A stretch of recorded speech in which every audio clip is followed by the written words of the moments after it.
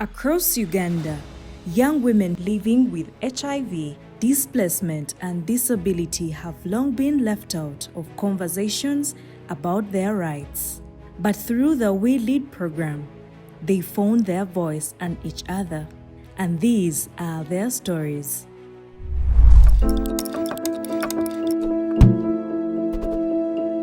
In Uganda, more than 170,000 adolescent girls and young women are living with HIV. But for many, their diagnosis comes with something far worse: shame, stigma, silence, and self-denial. By that time, I had a lot of self-stigma yet, so I would never talk about my status to anyone. I would literally say, I'm just volunteering at the hospital. I have nothing to do with those people. So the whole time people were talking, I was literally stigmatizing everyone. Be like, how do you talk about HIV so openly? Like, what are you doing? But across Terego, Arua, Gulu, Amuru, Kamuli, Jinja, Busia and Tororo, young women are breaking that silence and reclaiming their future. Kubanga ekisooka nali sisobola kweyogerera ngazi. Wiridi enyambe nnyo okuntumbula nange okunteeka ku mutindo nange nendabikako ng'omuntu. Omuntu n'akulaba n'agamba ekituufu asaana naye nga luli nga bwe bakulaba nga bagamba baba abasimba kasooli. Abasimba sima waliwo kasooli gwe bayita panado. Bagamba baba abasimba empeke za panado. Olw'okuba kimba olw'okuba omira eddagala. Neze nebaza nnyo Ashwa ne Wilid. Kubanga ekintu kye bakola mu bulamu bwange kinene nnyo. N'abaali bansekerera ku kyalo nga baŋŋamba mbu ndi infected, siina kye nsobola kwekolerera. Ssaawa zino nakugambyeko baagala neesimbawo n'okwesimbawo mu kubwa kansala. Naye nabagambye musooke mulindeko, wali nga temwanjagalanga, lwaki kati munjagala ssaawa zino? With the help of Nafufanu, Unipa, and Ashwa, the We Lead program trained over 1,500 young women living with HIV as peer buddies, counselors, advocates, and youth advisory committee members. In Terego, we had a chance that HIV and SRHR integration were incorporated in the district monitoring tool. And we believe that the fact that it's part of the things that the district is supposed to monitor and assess performance of the health facilities as well as the health workers, we believe that is sustainable even at the end of the project, that will remain. And it's something that we are proud of in that district. One major success, Wandi Health Center 3 has a well-equipped pharmacy serving young women and now leads in youth-friendly HIV care in Terego district. Our youths fear to pick drugs together with the adults. So we had a way forward, and then we had to open a main pharmacy which is independent. It is some distance from the HIV art clinic. It is only for the youths. So that one made us to help the youths. And now as I talk now, when the youths come, they know where the corner is. They are free. They go to that corner and the main pharmacy, and we serve them from that main pharmacy. They come and pick their ARVs and they go back. Advocacy didn't stop at the health facility door.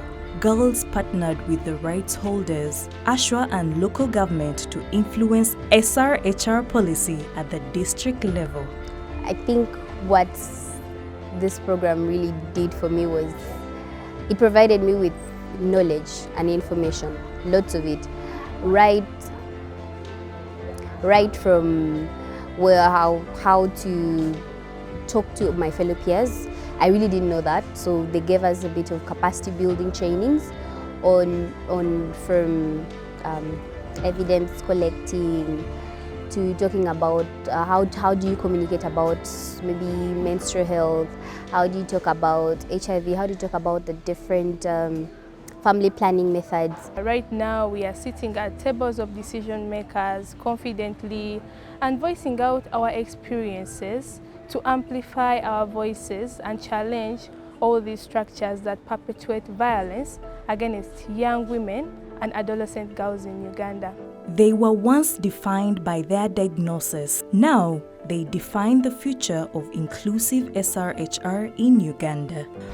But because of the We Lead program, we've been able to now strengthen our M&E component in the organization through the different capacity strengthening activities the host organization has supported us in. I will still front the issue of mindset change, and mindset change has been very key for us, and also appreciating intersectionality of issues, not only looking at HIV, but also appreciating other issues that affect young women and the different categories, working with the different categories of young women. We have been very purposeful to ensure that our advocacy is not just on business as usual. It has been very focused on the issues that are affecting women, and because of this we've been able to mobilize a lot of grassroots communities. We've been able to mobilize a lot of beneficiaries who are coming on board for the work that we are doing. From stigma to strength, from silence to leadership, these young women are not just surviving HIV, they are leading through it.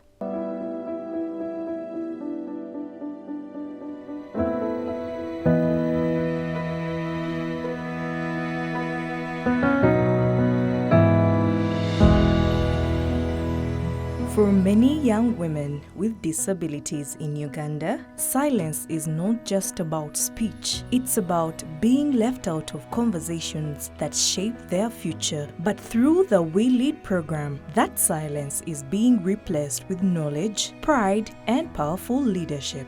Nga sinajoininga group ya We Lead, obulamu tebwali bulungi era tebwali bwangu. Lwaki? Bakubanga twali twetya nga tetusobola kwejjayo fefeka nga twete nga tugamba nti kati wenejayo bajja kungamba nanaka kalemba nako kavuddeyo katugamba shi kati obulamu si bulungi, obusosoze bwali bungi ku kyalo mwe tubeera. Mfunyemu empowerment bampadde obuvumu nti nange nsobola okuyimirira mu lujjudde lw'abantu nembeerako kyembagamba. Kati ni mu community njogeddeko n'abantu abalala nembagamba nedda abalema nabo bantu, abantu abaliko obulemu nabo bantu. In Busia, Jinja, Tororo and Kamuli, We Lead program reached over 500 girls with disabilities through inclusive sexual and reproductive health sessions featuring sign language and accessible materials. These young women have become advocates of change for inclusive sexual and reproductive health and rights in their communities, homes, health facilities, and at policy influence. We Lead can now talk. Before We Lead came, actually we just seated at the back. We didn't have a voice, but now we can claim for our sexual reproductive health rights. We can go to hospitals, health centers when we are sick, and they treat us. I've achieved the ordinance where we successfully have a functional ordinance, Major Kamili District, local government, ordinance major looking at the sexual reproductive services for women and the young girls in the community society. They can access services, health services, where there is no discrimination, that all the time they come, all services are provided to them. More than policy, what's changed is mindset. Young women with disabilities are not waiting for the world to open doors. They are building their own entrances. In the communities where we have worked, we found women who could not even mention their names. Women had resorted to having their babies in the households, in the gardens, just because they wouldn't stand up to duty bearers or health workers when their rights were being abused. Before, we didn't even have young people on our board, our organizational board, but after the project, we were able to look at young people as a resource that we can also have in our board, in among the staff members, and this has really worked because some of them have been part of the projects that we implement, and it has given us a new direction. We lead has been so intentional when it comes to capacity strengthening, right from the host organization. Most of the staff within the host organization have their capacity has been built in so many areas, including advocacy, but also this capacity strengthening, it has been cascaded to the core organizations up to the rights holders. From exclusion to leadership, from quiet whispers to speaking out, these young women haven't just found their voice, they are changing the narrative around their sexual and reproductive health and rights. When war and conflict force you to flee, it's not just your home that's left behind. It's your future, your safety, and often your rights. But in the heart of displacement, hope can take root. In Arua and Terego, young women are rewriting their stories with dignity and determination. Since we are near the border, there are also some people, some young girls, they're also suffering around those areas of Congo, but they also share our facility. When they're sick, they come to here. And at times when they also go there, health workers, they cannot attend to them. Okay, the achievement I just gained is now, since I gain more knowledge, whereby when I go to communities, at the first I cannot stand on 5 people. I cannot stand in front of them, talk like that. But at least now we lead the program, at least I've now learned I can stand in front of 1,000 people to teach them or to tell them anything they want. This lead came into the host where I am now the right holder. I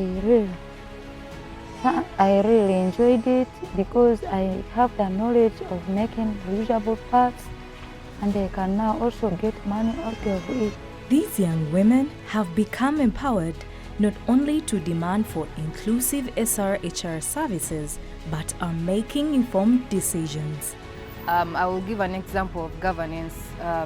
We had a lot of issues when it came to governance, and the We Lead program really helped us with this. They helped us with setting up a board and identifying different structures to do with governance that helped us. But we've also had development of an inclusion policy, which we believe is really something that would take our programming to a whole different level.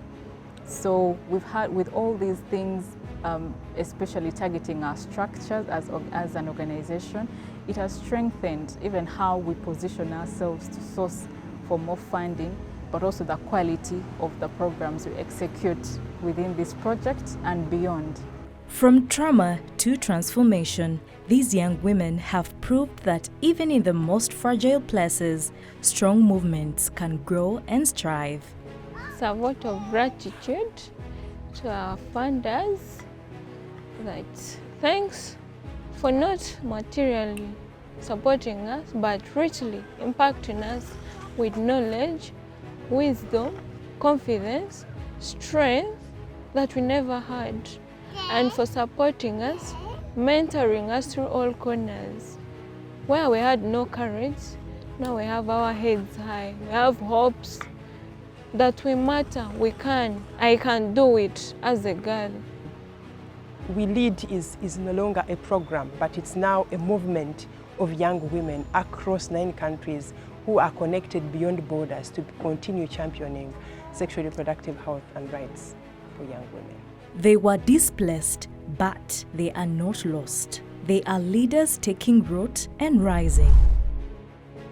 They were called immoral, labeled criminals, silenced by laws and rejected by systems, but they refused to stay in the shadows. These are Uganda's young women from key populations, leading a movement where safety is not a privilege, but a right. Our community members are criminalized, it becomes very hard to do advocacy, to mobilize communities for services, to engage facilities where they have to go to get the SRHR services. We have issues of attitudes, both from the community members themselves, but also from the health workers that makes access to SRHR quite difficult. Through the advocacy trainings and knowledge around how to engage with stakeholders, we're able to, right now we can comfortably say that there's been a very big shift from where we started off, engaging with facilities for referrals, engaging with the district officials, engaging with the city health officials also, that there's been a very big shift. The WILID has been very intentional of making sure that women are taking their own agency. So there has been a lot of capacity building, and this capacity building has also been modeled in a way for it to be peer-to-peer, and for it to be peer-led and for it to be community-led. So it has supported in bringing together different communities of people, and once they are brought together, they are given the different skills and the different knowledge that they need to engage. Through the We Lead program and partners like Femme Alliance and Resilience Women's Health Uganda, over 2,000 young women in key populations accessed life-saving SRHR services ranging from HIV testing to legal aid. Me as the youth leader, because right now my name has gone up. Before reaching the LC, they first come to me, then I take them to the LC. Because of the capacity I have, because I can gather all the youths. Me, I don't segregate. You're a PWIT, you're what, you're what, you're what. I'm with you anytime. So that is my impact. I've gained respect from local leaders, women councils, from the youths, and other community members, all of them. Even my mother is happy right now. With support from human rights awareness and promotion forums, young women have had their capacity built in managing and providing basic health services. When I got involved, I helped them out. I can go take for them text kits, because we get them, WILID gives us text kits to use. So I take for them some. They test before doing the work they do. So we go to hospitals with them. I get involved in their work they do. Like I counsel them. When anyone needs to talk to someone, I'm always there. Most of the time I take them to the facilities. They call like, we need help, I'm always there. I go with them because of the knowledge I got behind WILID. But when WILID project or program come in, there were quite a lot of achievements that I've realized. One, sensitization on HIV prevention, and then some of the STIs we were doing right from the DIC and as well in the community. So both our young ladies, let me say our adolescent young girls and young boys, they started getting to know the importance of all those prevention measures.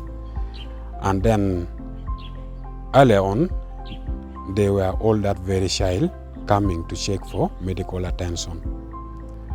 So due to that project brought in place, they also got discouraged, they got encouraged and they got motivated of checking the medical attention. Out of these 4.5 years of experience of working on WILID and working with diverse rights holders is the fact that we do have a resilient movement led by young women here in Uganda, but also across the other 8 countries.